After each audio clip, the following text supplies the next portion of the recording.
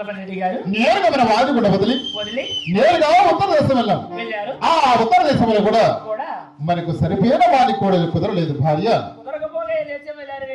భార్య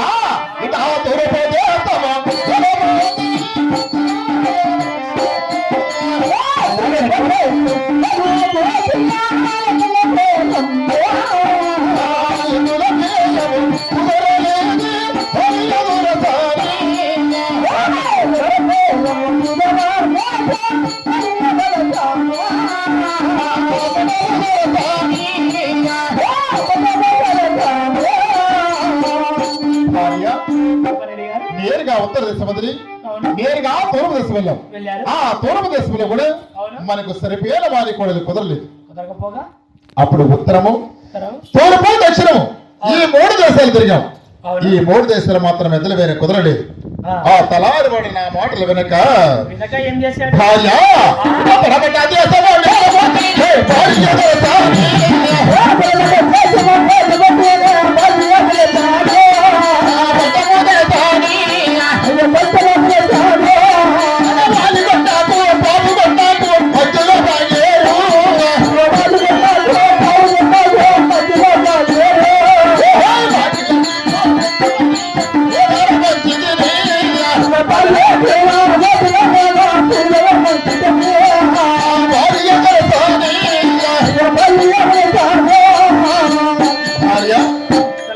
నేరుగా పరమణ దేశం వెళ్ళాం.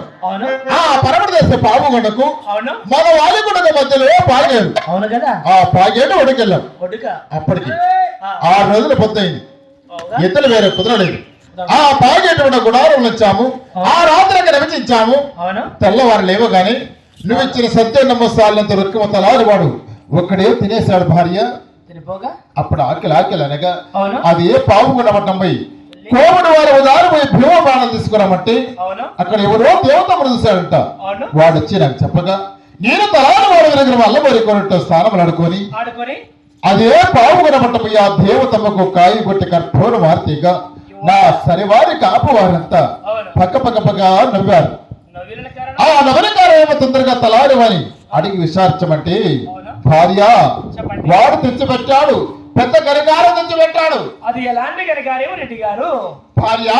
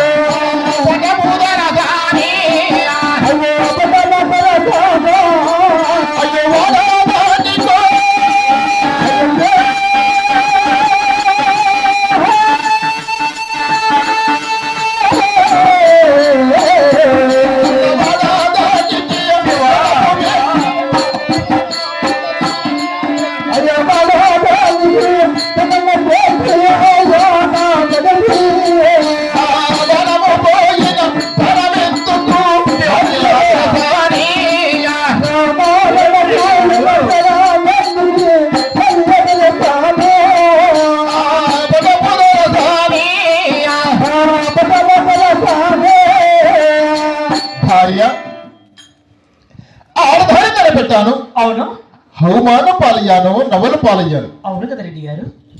బ్రతకడానికి ఒక ఉపాయం చెప్తావా లేక నూతన పడి సాహమంటావా భార్య? ఏమన్నా ఇప్పుడేం పెంచింది 4,000 అన్నారు. ఈసారి వచ్చాడు ఎంత ఇచ్చాడు ఏం పాడా. లేకపోతే పర్వాలేదు వచ్చి పప్పు చేసి వెళ్ళకండి అని చెప్పాను. అయినా ఎందుకు వెళ్ళేట్టు? మీకు కాస్త నేను చెప్పిన మాటలు లెక్కలేక ఉన్నాయా లేదా భార్య? ఏమో ఆ తలహారు వాళ్ళ మాట విన్నాను, త్వరపడాను, పొరపాటు పడాను భార్య. వాళ్ళనే కొమ్మల